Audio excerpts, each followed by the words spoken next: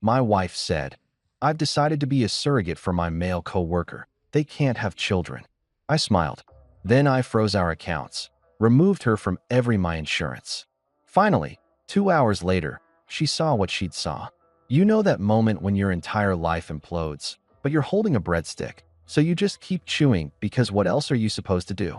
Yeah, that was me last Tuesday at Olive Garden, sitting across from my wife Haley, watching her drop a conversational nuke while dipping her third breadstick in a marinara sauce, like she was discussing the weather or asking me to pick up milk on the way home. Let me set the scene for you.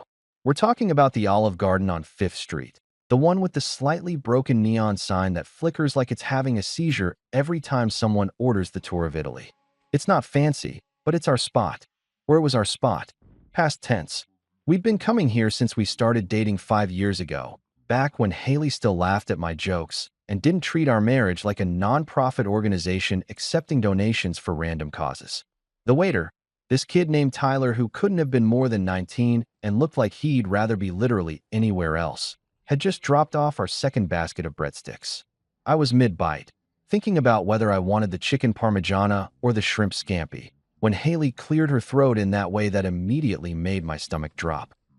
You know the throat clear I'm talking about, the one that precedes life-altering announcements. The same one she used before telling me her mother was moving in for just a few weeks that turned into 4 months, or when she informed me she'd volunteered us to host her book club's wine night without asking. "So, I need to tell you something," she said, and my internal alarm system started blaring like a fire drill in a paper factory. I put down my breadstick. "Okay," I said slowly, already mentally preparing for whatever fresh hell was about to rain down on my Tuesday evening. Maybe she'd bought another expensive purse. Maybe she'd adopted a cat without telling me. Maybe she'd signed us up for one of those timeshare presentations where they hold you hostage for 4 hours while someone named Derek with two white teeth tries to convince you that owning a week in Orlando is a sound investment. She took a sip of her Moscato, because of course she drinks Moscato, the official wine of women who also enjoy pumpkin spice lattes and live, laugh, love wall decorations, and said, "Brandon at work is having trouble having a baby with his wife Claire."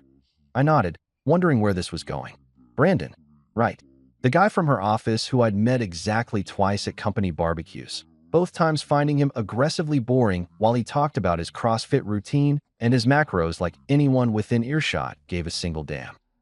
Brandon wore those slim-fit button-downs that are always one deep breath away from sending buttons flying across the room like shrapnel. Brandon used hair gel. A lot of it. Brandon was the human equivalent of a LinkedIn motivational post. "That's unfortunate," I said, "because what else do you say?" I didn't know Brandon well enough to care about his reproductive challenges, but I'm not a monster, so I could muster up some basic human sympathy. "It is," Haley agreed, nodding solemnly like we were discussing a natural disaster. "They've been trying for 3 years. Claire has some medical condition, I forget the name, something with a lot of syllables, and they can't conceive naturally. Surrogacy is their only option."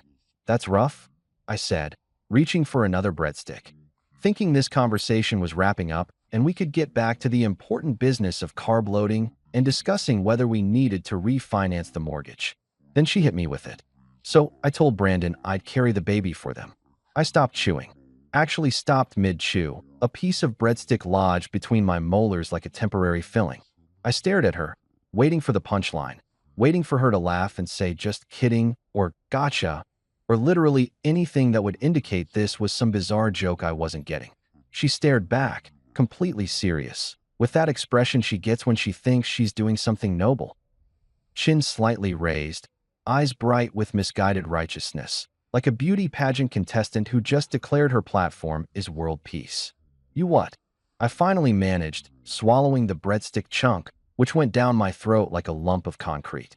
"I'm going to be their surrogate," she repeated, slower this time, like I was the one being unreasonable. "Brandon and Claire's surrogate. I'll carry their baby. It's the right thing to do." Tyler, the waiter, chose that exact moment to appear at our table, clearly reading the room about, as well as a golden retriever reads quantum physics. "How are those breadsticks treating you folks? Can I get you started with some appetizers? The stuffed mushrooms are really popular tonight." "We're good," I said through clenched teeth, not taking my eyes off Haley. "Great. I'll give you a few more minutes with the menu," Tyler chirped, backing away slowly like he'd just stumbled onto a crime scene. I leaned forward. Haley, did you just say you're going to carry Brandon's baby? Brandon and Claire's baby, she corrected, like that distinction mattered. Technically, it would be their embryo. They'd do IVF, and I'd just be the carrier. Like an Uber, but for babies. An Uber. For babies. My wife just compared her uterus to a ride-sharing service. Did you think, I said carefully, that maybe this was something we should discuss together before you volunteered your body for 9 months? She waved her hand dismissively, like I was being dramatic. I knew you'd understand. You're always so supportive. And honestly, it's not that big of a deal. Women do this all the time. It's actually really beautiful when you think about it, giving the gift of life to people who can't have children themselves. The gift of life. She'd turned my wife into a Hallmark card written by someone on heavy medication. How much are they paying you? I asked, because surely, there was some financial compensation for this insanity. She looked almost offended. Nothing. I'm doing this out of kindness. They're friends. Brandon's been so stressed about it, and I just want to help. Money would make it weird. But volunteering to carry your male coworker's baby without telling your husband wasn't weird. That was apparently totally normal and fine. I sat back in the booth, the vinyl squeaking under me. Around us, families were eating pasta, couples were sharing tiramisu. A kid 3 tables over was having a meltdown about wanting more Parmesan cheese. Normal Olive Garden activities. Meanwhile, I was experiencing what I can only describe as an out-of-body experience, watching my marriage spontaneously combust while unlimited breadsticks mocked me from their basket. Say something, Haley prompted, reaching across the table to touch my hand.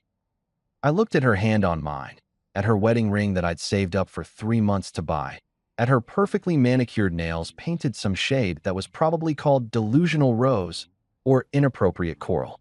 That's beautiful, I heard myself say, my voice coming from somewhere far away. Really beautiful, Haley. Good for you. She beamed. Actually beamed, like she'd just told me she'd won the lottery instead of announcing she was going to spend the better part of a year growing another man's child in her body without compensation or apparently any consideration for her actual husband. I knew you'd get it, she said, squeezing my hand. You always get it. That's why I love you. Tyler reappeared. Ready to order? I'll have the chicken parmigiana, Haley said cheerfully. Eating for 2 soon. I wanted to die. Right there, in that booth, surrounded by fake Italian ambience and the smell of garlic bread, I wanted the earth to open up and swallow me whole. And for you, sir? Just the check, I said. Because somewhere between the breadsticks and the bombshell, I'd lost my appetite completely. But I'd gained something else, clarity. Crystal clear, high definition, IMAX quality clarity about exactly what I needed to do next. I smiled at Haley, nodded through the rest of dinner, and internally started drafting divorce papers in my head, organized by priority, with bullet points and everything. Turns out, all those years of Haley making me watch legal dramas were about to pay off.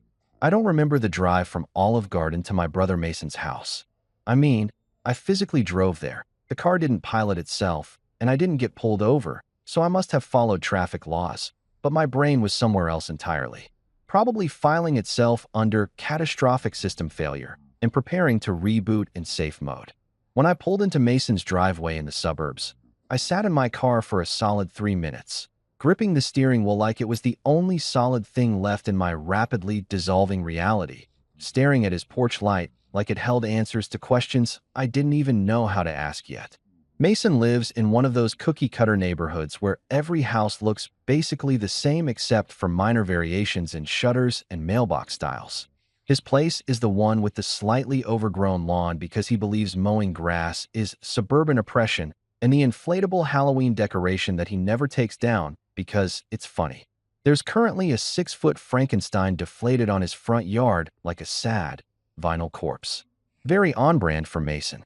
I texted him, outside. Need to talk. Bring beer. 3 dots appeared immediately, then. This better be good. I was watching a documentary about serial killers. Better than that. I typed back. 30 seconds later, his front door opened and Mason appeared in sweatpants and a t-shirt that said, "I'm not arguing. I'm just explaining why I'm right." A Christmas gift from his second ex-wife, worn with what I can only describe as spiteful pride.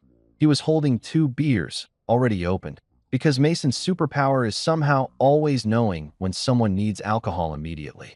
Get in here, he said, jerking his head toward the door. You look like you just watched someone kick a puppy. I followed him inside, past the living room that looked like a Best Buy exploded in it. Mason's coping mechanism after his second divorce was apparently buying every electronic gadget known to mankind, and into his kitchen, which was surprisingly clean for a guy who claimed cooking was just expensive chemistry with disappointing results. He slid one of the beers across the kitchen island to me. Talk. I took a long drink first, because how do you even start this conversation? Haley's pregnant. Mason's eyebrows shot up so fast they nearly achieved liftoff. Oh shit, man. Congratulations. Wait. He paused, studying my face, which I'm sure looked like I'd been slapped repeatedly with a frozen fish. Why do you look like you're about to bury a body? Is it not yours? Did she cheat? Worse, I said. How is there something worse then? She's going to be a surrogate for her coworker Brandon and his wife Claire. For free. She told me at Olive Garden right after the breadsticks arrived. Just announced it like she was telling me she'd joined a book club. There was a moment of absolute silence. Mason's face went through approximately 17 different expressions in the span of 3 seconds. Confusion, disbelief, the dawning of understanding, then finally landing on what I can only describe as unholy amusement. Then he laughed. Not a polite chuckle or a sympathetic laugh. No, this was a full body, doubled over, gasping for air, tears streaming down his face laugh that went on for so long I started to worry about his oxygen intake. She what? He finally wheezed out, gripping the counter for support. For free. Completely free. I confirmed, taking another drink. Said money would make it weird. Apparently, carrying another man's baby without telling your husband first isn't weird, but accepting payment for it crosses some invisible line of weirdness I'm not sophisticated enough to understand. Mason wiped his eyes, still occasionally erupting into smaller fits of laughter like aftershocks following an earthquake. Man, you married Captain Charity. Like, I knew Haley was into her volunteer stuff and her whole making a difference Instagram aesthetic, but this is Olympic-level altruism. This is Mother Teresa meets the Virgin Mary meets someone who desperately needs therapy. Tell me about it, I muttered. Wait, wait, wait. Mason held up his hand, trying to compose himself. Back up. Tell me everything. Word for word. I need details. What exactly did she say? How did she say it? Did she at least have the decency to look apologetic?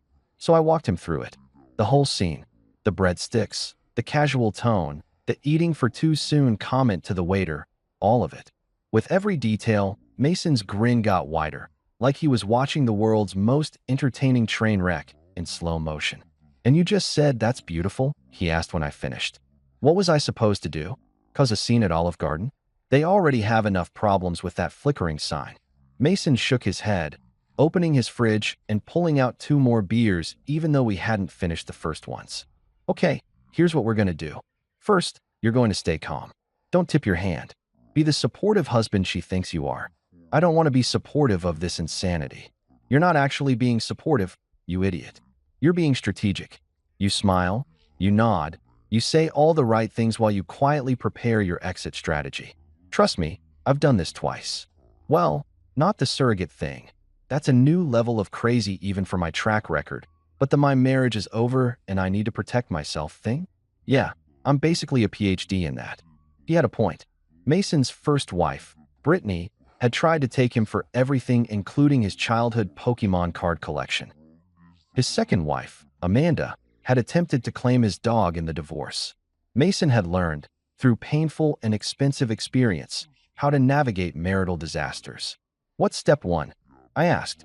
Step 1 is you stop being emotional and start being practical. How are your finances structured? Joint accounts? Any big assets in her name? Do you have anything inherited that she might try to claim? I thought about it. My grandfather left me about 80 grand 2 years ago. It's in a separate account, but nothing. Mason interrupted. That's separate property in most states, especially if you kept it separate. What else? We have a joint checking and savings. The house is in both our names. My 401k, her IRA, the usual stuff. Mason pulled out his phone, scrolling through contacts. Okay, here's what's about to happen. You're going to talk to my buddy Jessie. She's a paralegal, works at a family law firm, knows her shit. She'll tell you exactly how to freeze accounts, how to protect your assets, and most importantly, how to file first. File first. Divorce, man. Keep up.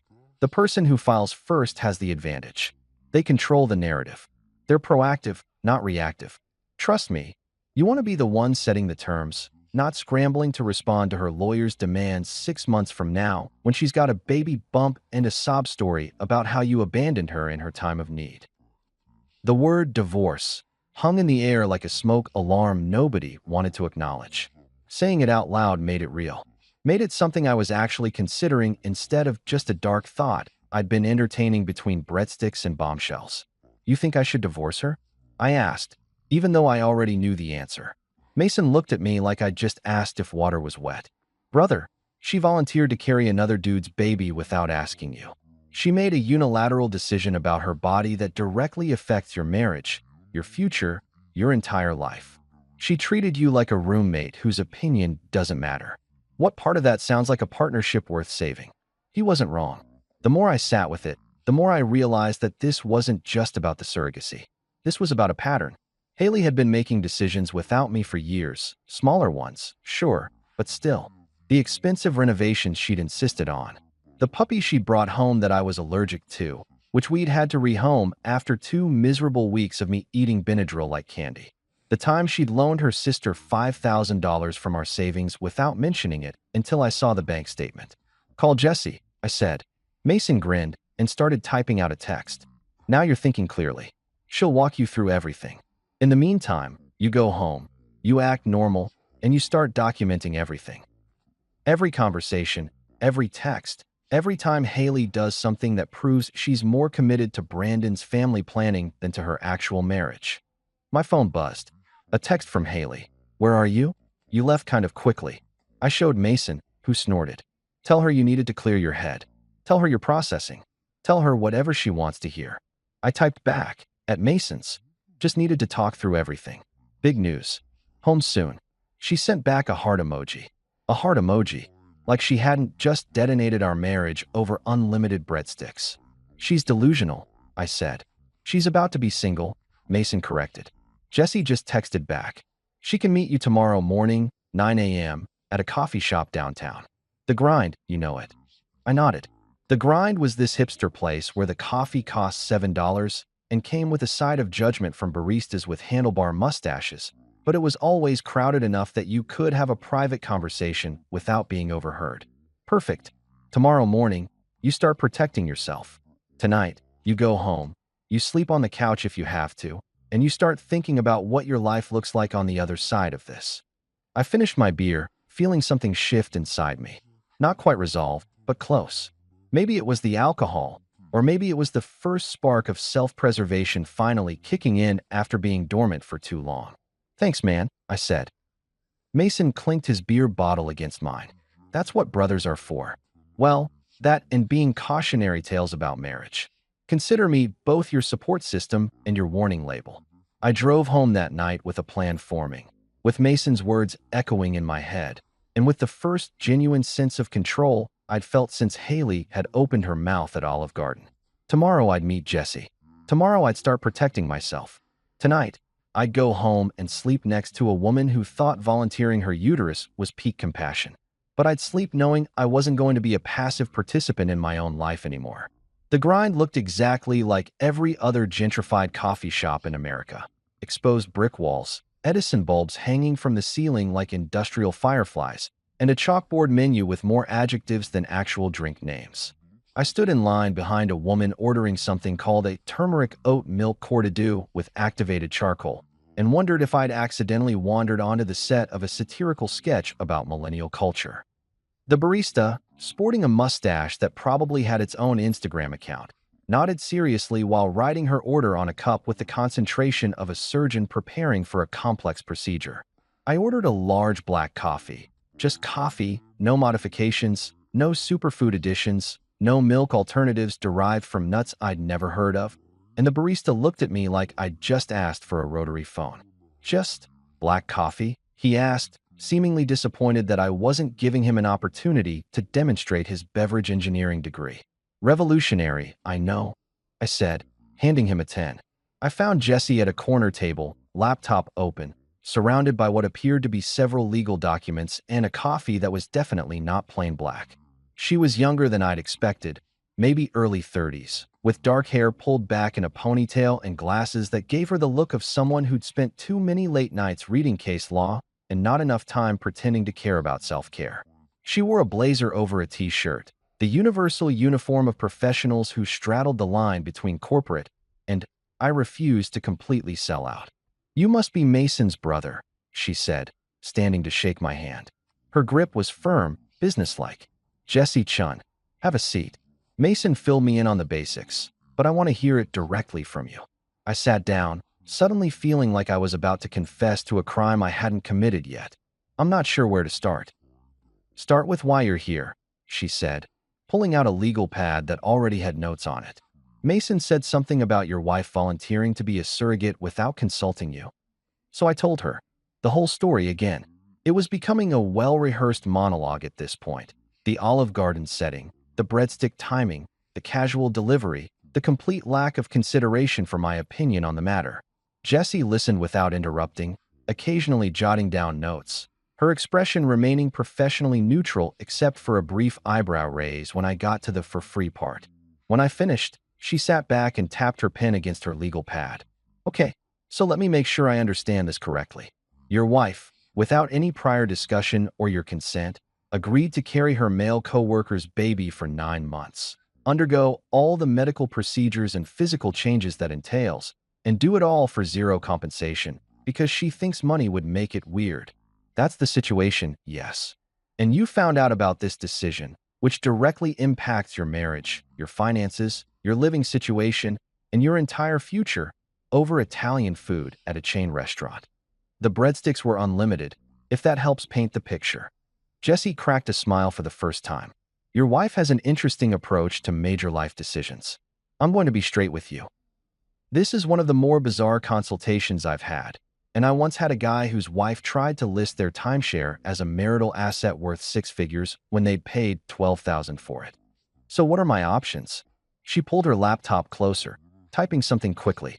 "Well, first question, do you want to stay married to someone who makes unilateral decisions like this?" I'd been asking myself that question since I left Olive Garden approximately 18 hours ago. The answer had become increasingly clear with each passing hour, each moment of reflection. Each time I'd replayed the conversation in my head looking for any angle where Haley's actions made sense. "No," I said. "I don't think I do." "Good. Clarity is important. Second question, how vindictive do you want to be?" I blinked. Is that a normal question lawyers ask? Paralegals can ask whatever we want. We're not bound by the same ethical constraints. I'm basically the ID to a lawyer's superego. She grinned, and I suddenly understood why Mason liked her. But seriously, there's a spectrum here. On one end, you file for divorce, split assets 50-50, everyone walks away clean. On the other end, you make this as difficult as possible because you're angry and you want her to understand there are consequences for treating her husband like an NPC in her personal hero's journey. What's the middle ground? Middle ground is you protect yourself aggressively but fairly.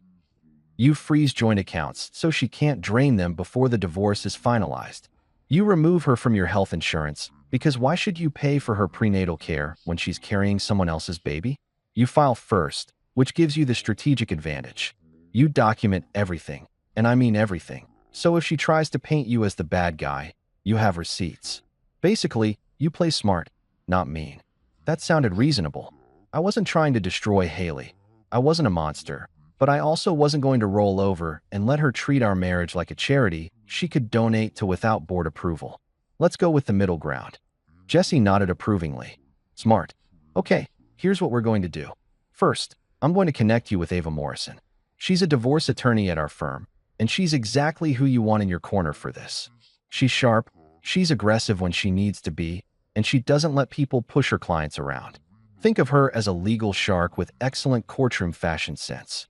Sounds terrifying. She is. In the best possible way. Jessie made a note. Second, we're going to freeze your joint accounts today. I'll walk you through exactly how to do that. You'll need to go to your bank, explain that you're initiating divorce proceedings, and request that the accounts be frozen pending resolution. They'll require both parties to sign off on any withdrawals over a certain amount. Won't Haley notice immediately? Oh, absolutely. Her card will get declined the next time she tries to buy her overpriced latte or whatever. That's when the fun begins. Jessie's smile was the kind that made me glad she was on my side. She'll call you, probably angry, definitely confused. You stay calm. You tell her you're protecting marital assets during a difficult time. You don't engage with her emotions. You become Switzerland, neutral, mountainous, and full of hidden bank accounts. I laughed despite myself. What else? Third, you remove her from your health insurance. You work for, she glanced at her notes, TechCore Solutions, right? Your HR department needs to know you're filing for a qualifying life event, divorce, and they need to remove your spouse from your plan. Do this today if possible, tomorrow at the latest. The last thing you want is to be paying for ultrasounds and prenatal vitamins for a baby that isn't yours. The logistics were piling up, but they made sense. Brutal sense, maybe, but sense nonetheless. This all feels very calculated. It is calculated. That's the point. Divorce is a legal proceeding, not a feelings workshop. You can process your emotions in therapy, and I do recommend therapy. By the way, Mason can give you some referrals, but when it comes to protecting yourself legally and financially, you need to think with your head, not your heart. She slid a business card across the table. This is Ava's direct number. Call her today. Tell her Jessie sent you and that it's the surrogacy case. She'll know exactly what to do. I picked up the card. Ava Morrison, attorney at law. The card stock was heavy, expensive, the kind that said, I win cases and I'm not cheap about it. What should I expect when I call her? She'll probably want to meet with you this afternoon if she can squeeze you in. She'll ask you a lot of questions about your marriage, your assets, what you want out of the divorce. Be honest with her. Don't try to make yourself look better than you are. Don't exaggerate Haley's faults. Just tell the truth. Ava can work with the truth. What she can't work with is clients who lie or hide things that come out later. I nodded, pocketing the card. Anything else? Yeah. Stop sleeping in the same bed as your wife. Move to the couch, the guest room, wherever. Create physical distance. It'll make things easier emotionally. And if this somehow goes to trial, which it probably won't, but you never know, you can establish that the marriage was effectively over before the divorce was even filed. The coffee in my cup had gone lukewarm while we talked, but I took a sip anyway, needing something to do with my hands. This is really happening, isn't it? Jessie's expression softened slightly, the professional mask slipping just enough to reveal actual human sympathy underneath. Yeah, it is. And I know it probably feels overwhelming right now, like you're making irreversible decisions at lightning speed. But here's the thing. Your wife already made the irreversible decision. She just didn't bother to tell you it was irreversible. You're not ending your marriage. You're acknowledging that she already ended it when she decided her co-worker's reproductive needs were more important than her husband's feelings. She was right. Haley had pressed the self-destruct button on our marriage the moment she'd opened her mouth at Olive Garden. I was just finally reading the manual on how to evacuate safely. Thank you, I said.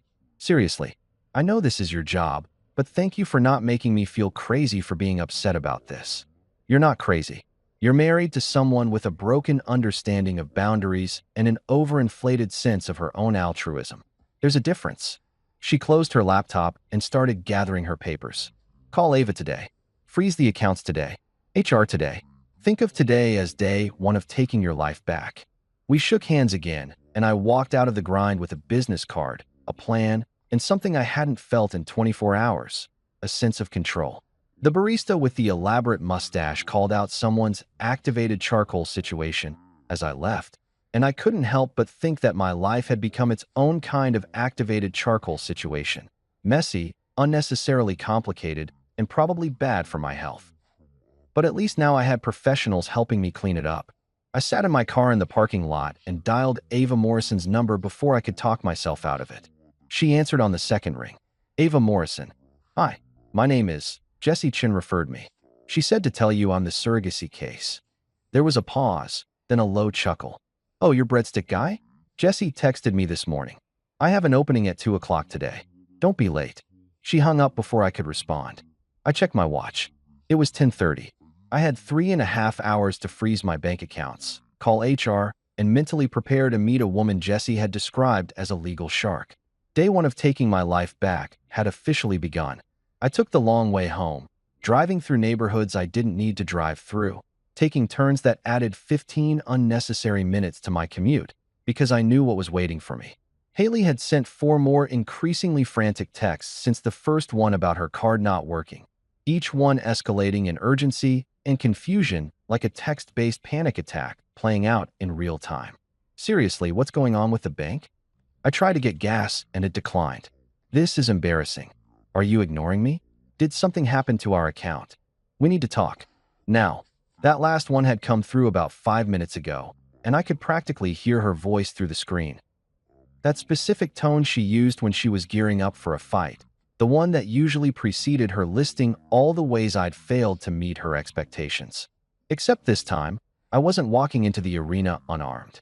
This time, I had Ava Morrison in my corner, an illegal strategy that didn't involve me apologizing for having feelings about my wife's reproductive philanthropy. I pulled into our driveway at 6:15, noting that Haley's Prius was already there, parked at a slightly aggressive angle that suggested she'd arrived home in a hurry. The living room lights were on, and through the window I could see her pacing, back and forth, phone pressed to her ear. Probably calling the bank for the third time, getting the same answer she'd gotten the first 2 times. The account holder had frozen the account pending legal proceedings, and no, they couldn't override it, and no, they couldn't tell her anything more than that. I sat in my car for a moment, engine off, mentally preparing myself for what was about to happen. This was it. The moment where everything became real, where I stopped being a supportive husband considering his options and became someone actively dismantling his marriage with the cold efficiency of a demolition crew with proper permits.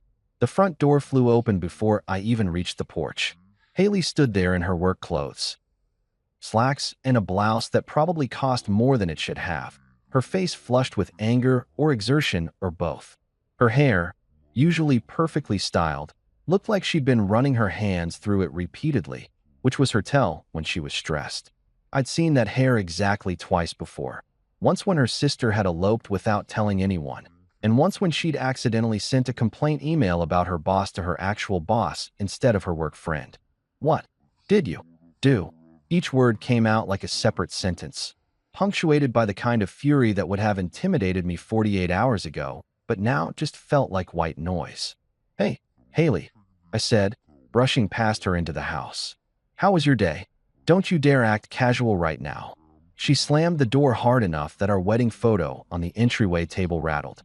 Appropriate symbolism. My card was declined at the gas station. At the gas station. Do you know how humiliating that is? I had to ask the guy behind me in line to spot me $20. I set my keys in the bowl on the side table, the same bowl we'd received as a wedding gift from my Aunt Carol, who'd probably seen this coming before we did. That does sound inconvenient. Inconvenient. I called the bank, and they said you froze our accounts. They said you told them you were filing for divorce. Her voice had reached that pitch that dogs in neighboring counties could probably hear. What the hell is going on?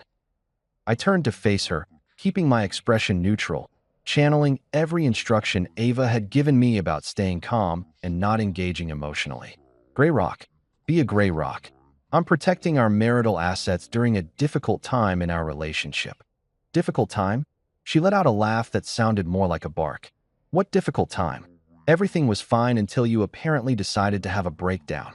Everything was fine, I repeated slowly. You volunteered to carry another man's baby without consulting me, but everything was fine. Brandon's baby. Brandon and Claire's baby. Why do you keep making it sound like I'm having an affair? Because you made a decision about your body, our marriage, and our future without me. You treated me like a bystander in my own life. So now I'm making decisions without you. See how that feels?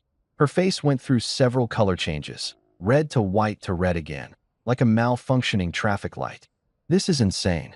You're being insane. It's surrogacy. It's helping people. It's a beautiful thing. It's a beautiful thing you decided to do without asking your husband if he was okay with being married to a pregnant woman carrying someone else's baby for 9 months.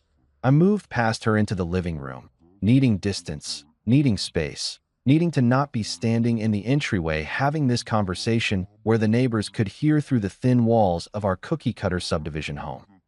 She followed me, naturally, because Haley had never met a conflict she didn't want to pursue to its bitter end. I thought you'd understand. You've always been supportive of my volunteer work, my causes. Your causes are usually bake sales and 5K runs, Haley, not gestating a human being. So that's it. You're just going to divorce me? Over this. She crossed her arms, and I could see tears starting to form in her eyes. The weapon she always deployed when logic wasn't working in her favor. 5 years of marriage, gone, because I wanted to do something good for people who are struggling? You're not listening to me, I said, and I could feel my own frustration building despite my best efforts to stay calm. This isn't about you doing something good. This is about you making a massive, life-altering decision that affects both of us without even asking my opinion. What's next? Are you going to adopt a kid without telling me? Sell our house and move to Alaska because someone at work needs a roommate? Where's the line, Haley? That's not fair. None of this is fair. You know what's not fair? Finding out your wife is going to be pregnant for 3/4 of a year with a baby that isn't yours while you're eating breadsticks. You know what's not fair? Being expected to smile and nod and be supportive while you play gestational Uber for your coworker who wears too much hair gel. She threw a coaster at me. Actually threw it, like we were in some kind of domestic dramedy, and she was the quirky wife having a justified emotional moment.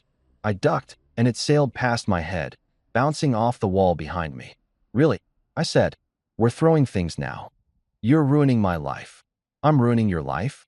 I'm not the one who volunteered my internal organs for a side quest. The doorbell rang. We both froze, staring at each other, then at the door. For a moment, I actually hoped it was someone selling religion or solar panels or pest control. Anything to interrupt this train wreck of a conversation. Haley wiped her eyes and went to answer it, probably grateful for the interruption. I heard her open the door, heard her say, "Brandon, what are you doing here?" in a voice that was trying very hard to sound normal and failing miserably. Oh, perfect. The man of the hour. The guy whose reproductive issues had somehow become my marital apocalypse. Brandon walked into our living room like he was entering a hostage negotiation, hands slightly raised in a peaceful gesture. He was wearing, and I wish I was making this up, a fitted black t-shirt that showed off his gym routine, dark jeans that were probably labeled slim fit or athletic cut, or some other euphemism for I can't fit my quads into normal pants, and sneakers that cost more than my monthly car payment. His hair was perfectly styled with what had to be an entire container of product, achieving that I woke up like this, but actually spent 20 minutes in front of a mirror, look that certain guys think makes them look casual and effortless. "Hey man," he said, like we were buddies grabbing beers and not two guys connected by the world's most awkward biological arrangement. Haley called me, said there was some kind of emergency. Emergency? I interrupted. Is that what we're calling this? Look, I don't want to cause problems. Too late, Brandon. Problems are already caused. Problems are thriving. Problems are doing CrossFit and posting about it on Instagram. He had the decency to look uncomfortable. I just want to help calm things down. Haley's really upset, and Claire and we don't want this to affect your marriage. My marriage is already affected, Brandon. My marriage is so affected it's currently in Ava Morrison's office being filed under irreconcilable differences. Haley made a sound somewhere between a gasp and a sob. You already went to a lawyer? I went to the best divorce attorney in the city, actually. She has great taste in office candles. Really sets the mood for ending a marriage. Brandon held up his hands again. Okay, everyone just needs to take a breath here. This is all just a misunderstanding. No misunderstanding, Brandon. Your situation is very clear to me. You can't have kids, which sucks, genuinely. My wife volunteered to help, which would be noble if she'd asked her husband first. She didn't. Now we're here. The only misunderstanding is your belief that showing up at my house in a deep V-neck was going to somehow make this better. It's a crew neck, he said defensively. I don't care if it's a turtleneck blessed by the Pope, Brandon. You need to leave. Don't talk to him like that. Haley jumped in, positioning herself slightly between Brandon and me like I was about to physically attack the guy. He's just trying to help. He's helping by leaving. Aren't you, Brandon? Brandon looked between Haley and me, clearly calculating whether staying was worth whatever drama was about to unfold. Apparently, his survival instincts were better than his fashion sense, because he backed toward the door. I'm going to go. Haley, call me if you need anything. Man to man, he looked at me, I really hope you guys can work this out. Man to man, I replied. I hope you find a surrogate who isn't married to someone who forgot to ask permission first. He left. The door closed. Haley burst into full tears. I can't believe you, she sobbed. I can't believe you're doing this. You're supposed to love me. I did love you, I said quietly. Past tense. Turns out love requires respect, and you respected Brandon's feelings about having a baby more than you respected mine about not wanting my wife to carry one that isn't ours. I grabbed my keys off the table. I'm staying at Mason's tonight. We can talk through lawyers from now on. Her name is Ava Morrison. If you need to have your attorney contact her. Where are you going? Haley asked, her voice breaking. Somewhere where I don't have to explain basic relationship concepts to my wife. I'll be back tomorrow for my stuff. I walked out, got in my car, and drove away, leaving Haley crying in the doorway of a house that no longer felt like home. My phone buzzed before I hit the end of the street. Mason, beer is cold. Guest room is ready. Get your ass over here. For the first time in 5 days, I smiled. Mason's guest room smelled like fabric softener and what I suspected was a failed attempt at aromatherapy, some kind of eucalyptus situation that was either supposed to be calming or clear my sinuses. I couldn't tell which. I'd crashed there around 8 o'clock the previous night, after the showdown with Haley and Brandon's unexpected cameo appearance, and I'd slept better than I had in months. Probably because I wasn't lying next to someone who'd volunteered her uterus for community service without filing the proper paperwork with her husband.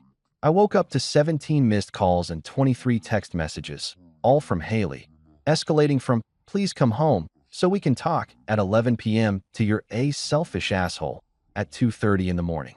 The progression was almost beautiful in its predictability. Grief, anger, bargaining, more anger, some crying indicated by typos and random capital letters, then back to anger with a side of personal attacks about my character, my family, and my inability to support women's choices.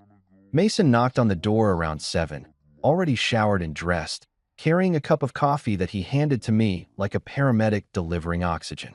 She's having a full meltdown, I'm guessing? 17 calls, I said, showing him my phone, including one at 4 a.m. that just said answer me in all caps. Classic panic spiral. My second ex-wife did the same thing when I moved out. Expect it to get worse before it gets better. He sat on the edge of the bed, which creaked under his weight. Ava called me yesterday, by the way. Wanted to verify some details about your inheritance from Grandpa Joe. I told her everything. Separate account. Never commingled with joint funds. Clear paper trail. You're good there. That's a relief. I took a sip of the coffee, which was stronger than I usually made it, but exactly what I needed. What else should I expect today? Well, if Haley's following the standard playbook, she'll try calling your work. She'll definitely try to access any shared accounts you haven't frozen yet. Credit cards, online shopping accounts, streaming services, anything she can think of. She'll call your mom. She'll call your friends. She's going to try to build a coalition of people who think you're being unreasonable. My mom doesn't even like Haley. Doesn't matter. Desperate people make desperate calls. Mason stood up, heading toward the door. I'm working from home today, so I'll be downstairs if you need anything. Jesse texted too. Said Ava's filing the papers this morning. You should probably expect Haley to be served at work today or tomorrow. The thought of Haley being served divorce papers at her office, probably in front of Brandon and the rest of her coworkers who'd heard all about her selfless surrogacy plan, gave me a brief moment of satisfaction that I probably shouldn't have enjoyed as much as I did. But honestly, after the coaster-throwing incident and Brandon's uncomfortable house call, I was running low on sympathy. My phone rang. Haley again. I declined it. It rang again immediately. Declined. Third time, I just turned off the ringer and set it face down on the nightstand like it was a bomb I was trying to ignore. By 9 a.m., I was showered, dressed, and sitting at Mason's kitchen table with my laptop, responding to work emails and pretending my personal life wasn't imploding. I worked in IT project management for TechCore Solutions, which meant most of my job could be done remotely as long as I attended the mandatory Zoom meetings where people discussed synergies and bandwidth while their cats walked across keyboards in the background. My phone buzzed with a text from a number I didn't recognize. This is Sophie from Haley's office. You're being a huge asshole and you should be ashamed of yourself. I showed it to Mason, who laughed hard enough to spill his coffee. Who the hell is Sophie? One of Haley's work friends. They go to lunch together and complain about their husbands. Or they used to, I guess. Now I'm the only husband worth complaining about. Reply with new phone who dis, Mason suggested. I did one better and blocked the number. If Haley's office friends wanted to get involved in our divorce, they could do it through proper legal channels, not random text harassment. Around 10:30, my actual phone rang with a call from my mother. I groaned. Mason, you were right. She's calling everyone. Don't answer it, he said, not looking up from his own laptop. Let it go to voicemail. You can deal with your mom when you're mentally prepared. But I knew my mother. If I didn't answer, she'd just keep calling, progressively more worried that I'd been kidnapped or was lying in a ditch somewhere. I picked up. Hey, Mom. What is going on? Her voice had that edge that all mothers develop, the one that can convey disappointment, concern, and judgment simultaneously. Haley called me crying, saying you froze your bank accounts and moved out, and you're divorcing her over her wanting to help a friend? That's one way to describe it, I guess. That's not an answer. Why didn't you call me? Why am I hearing about my son's divorce from his wife instead of from him? Because it literally just happened, Mom. Like this week. I was going to call you when things settled down. Things are settled enough for you to freeze bank accounts and hire a lawyer, apparently. I heard her sigh, that specific mom sigh that could communicate volumes. Just tell me what happened. The real story, not whatever edited version Haley gave me. So I told her. The whole thing, for what felt like the 100th time. The Olive Garden announcement, the lack of consultation, the for-free element that seemed to bother everyone who heard it, Brandon's existence, the decision to protect myself financially and legally. My mom was quiet for a moment after I finished. Then, she volunteered to carry a baby without asking you first? Correct. And you found out about this at a restaurant. The one with unlimited breadsticks, yes. Another pause. Well, that's insane. I almost laughed. Thank you. That's what I've been saying. I mean, I always thought Haley was a bit self-centered, but this is next level. You don't just volunteer your body for 9 months without discussing it with your spouse. That's not how marriage works. I heard her moving around, probably pacing her kitchen the way she did when she was agitated. Your father wants to know if you need money for the lawyer. I'm okay, but tell Dad thanks. Are you staying with Mason? For now, yeah. Good. He may be divorced twice, but at least he's reliable in a crisis. High praise from my mother, who'd always viewed Mason's life choices with a mixture of affection and concern. Do you need me to do anything? Just don't believe everything Haley tells people. She's probably going to paint herself as the victim here. I'm your mother. My job is to be on your side even when you're wrong, which you're not in this case. Her voice softened slightly. I'm sorry this is happening, honey. I know you loved her. I did, but apparently not enough to sign up for this particular adventure. We talked for a few more minutes, mostly her asking about logistics and me reassuring her that I was fine. I had a plan. I had a good lawyer. All the standard reassurances you give your parents when your life is falling apart, but you don't want them to worry. After I hung up, Mason looked at me from across the table. Your mom on your side? Yeah. She always thought Haley was self-centered anyway. Moms know. They always know. He closed his laptop. Okay, so here's your day. Ava's filing the papers. Haley will probably find out by this afternoon when she gets served. All hell is going to break loose. You need to stay strong, stay calm, and do not, I repeat, do not, respond to any of her messages with anything except, please contact my attorney. Say it with me. Please contact my attorney, I repeated dutifully. Good, because she's going to try every manipulation tactic in the book. She'll cry, she'll threaten, she'll promise to change, she'll tell you you're ruining her life. She'll say you never loved her. She'll bring up every mistake you've made in 5 years of marriage. None of it matters. You know why? Because she made the unilateral decision that ended the marriage? Exactly. She threw the first grenade. You're just making sure you're not in the blast radius. Mason's phone buzzed. He looked at it and grinned. Speaking of blast radius, Jessie says Haley just called her office trying to find out which lawyer you hired. They told her they can't disclose client information. She's losing it. Good, I said, and I meant it. 4 or 5 years I'd been the accommodating husband, the one who bent to keep the peace, the one who apologized even when I wasn't sure what I was apologizing for. It felt weirdly liberating to finally be the one setting boundaries, making decisions, refusing to be moved by tears or guilt trips. My phone buzzed again. Another text from Haley. I talked to Claire. She says she didn't even know I'd offered to be their surrogate. She found out from Brandon. This is all a huge misunderstanding. Please call me so we can fix this. I stared at the message. Claire didn't know? Brandon's own wife didn't know about the surrogacy arrangement until after Haley had already told me about it. I showed it to Mason. This just keeps getting better. Oh man. So Haley volunteered to carry a baby for a couple where one half of the couple didn't even know about it? That's not surrogacy. That's just chaos with extra steps. He shook his head. You need to screenshot that and send it to Ava. That's gold for your case. I took a screenshot and forwarded it to Ava's email with the subject line, New Development. Her response came back in under 2 minutes. Interesting. Very interesting. Keep all these messages. The rest of the day passed in a weird limbo state. I worked, Mason worked. We ordered Thai food for lunch and ate it while watching a documentary about people who climb mountains without ropes, which seemed less dangerous than my current situation, honestly. My phone continued its steady stream of messages from Haley, each one more desperate than the last, interspersed with a few from her friends calling me various creative insults. Around 4 p.m., I got a text from a different unknown number. This is Claire, Brandon's wife. Can we talk? I showed Mason. Should I answer this one? Definitely. The enemy of your enemy is your friend, or something like that. Plus, she might have useful information. I called the number. Claire answered on the first ring.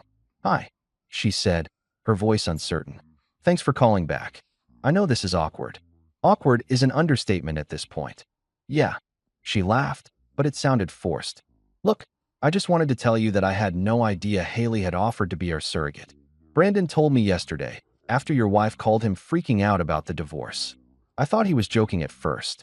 So you never asked Haley to do this? God, no. We've been looking into surrogacy agencies, talking to coordinators, doing research. It's a whole process with contracts and medical screenings and psychological evaluations. You don't just ask your coworker's wife to carry your baby like you're asking to borrow a cup of sugar. She sighed. Brandon says Haley volunteered out of nowhere at work one day. He mentioned we were having trouble conceiving, and she just offered. Like it was nothing. That sounds like Haley. I'm really sorry this is affecting your marriage, Claire said quietly. For what it's worth, we're not going through with it. Even if you and Haley weren't getting divorced, there's no way I'd be comfortable with this arrangement. It's too messy, too informal, and honestly, I think Haley has some weird savior complex thing going on. You're not wrong about that. We talked for a few more minutes. Claire seemed nice, normal, completely reasonable, which made the whole situation even more absurd. Before we hung up, she said, if you need me to testify or make a statement for your divorce, I will. This whole thing is insane, and you shouldn't have to deal with it alone. I thanked her and hung up, feeling like I'd just made an unexpected ally in the weirdest war I'd ever fought. Mason raised his beer in a toast. To Claire, the reasonable person in this absolute dumpster fire of a situation. To Claire, I agreed, clinking my own beer against his. My phone buzzed one more time. A text from Ava. Papers served at 3:47 p.m. Expect fallout. Stay strong. I turned off my phone completely and settled in for whatever came next. The fallout Ava had warned me about arrived at 6:43 a.m. the next morning in the form of a phone call from my boss, Derek, who I'd worked with for 3 years and who had never once called me before 9 a.m. I was still at Mason's, drinking coffee that tasted like it could strip paint, when my phone, which I'd reluctantly turned back on, started buzzing with Derek's name flashing across the screen. This can't be good, I muttered to Mason, who was making eggs that smelled significantly better than his coffee tasted. Answer it, he said. Rip the Band-Aid off. I picked up. Hey, Derek. Hey, man. Derek sounded uncomfortable, which was saying something because Derek was normally the kind of guy who could tell you your project was 6 months behind schedule with the casual ease of someone discussing the weather. So, I'm calling because HR called me, and HR called me because apparently there's been some situation with your wife? I closed my eyes. Of course Haley had called my office. Of course she had. What did she say? She called Rebecca in HR yesterday afternoon, crying, saying you'd abandoned her and frozen all your joint accounts and she can't afford groceries. He paused. Is everything okay? I'm filing for divorce, I said flatly. And I froze the accounts because I'm protecting marital assets during the proceedings. It's all legal and above board. My attorney advised it. Oh, okay. That's, well, that's your personal business. Derek sounded relieved, like he'd been worried I was having some kind of breakdown. Rebecca just wanted me to check in, make sure you were good to keep working. You are good to keep working, right? Absolutely. This doesn't affect my job performance at all. Great. Perfect. That's all I needed to hear. Another pause. For what it's worth, man, divorce sucks. My brother went through one last year. If you need to take any personal days or anything, just let me know. Thanks, Derek. I appreciate it. After I hung up, Mason slid a plate of eggs in front of me. She called your work? She called my work and told them I abandoned her and she can't buy food. Which is insane, because A, I didn't abandon her. I left after she threw a coaster at me. And B, she has her own bank account with her own money from her own job. She's playing the victim card hard. Told you she would. Mason sat down with his own plate. What else is she going to do today, you think? As it turned out, I didn't have to wait long to find out. By 9 a.m., I had texts from 3 different people I hadn't talked to in months. College friends, former coworkers, even my cousin Brad, who I only saw at Christmas, all asking variations of, "Hey man, heard you and Haley are having problems. You doing okay?" Which was code for, "Haley called me and told me her version of events, and I'm politely checking if you're actually a monster." I responded to all of them with basically the same message, going through a divorce. It's complicated. I'm fine. Thanks for checking in. Short, professional, giving away nothing that could be used against me later. But the real entertainment started around 10:30 when Mason's phone rang. He looked at the caller ID and his eyebrows shot up. "It's Jesse. Hold on." He answered on speaker. "Please tell me you have good news." "Better than good."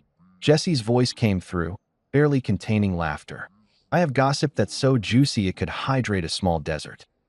"Are you sitting down?" "We're both here," Mason said. "Spill." "Okay, so apparently, and I'm getting this secondhand from a friend who works in Haley's office building. Your wife's surrogacy plan has become the hottest topic of conversation in her entire company. Someone leaked that her husband, that's you, froze the accounts and filed for divorce.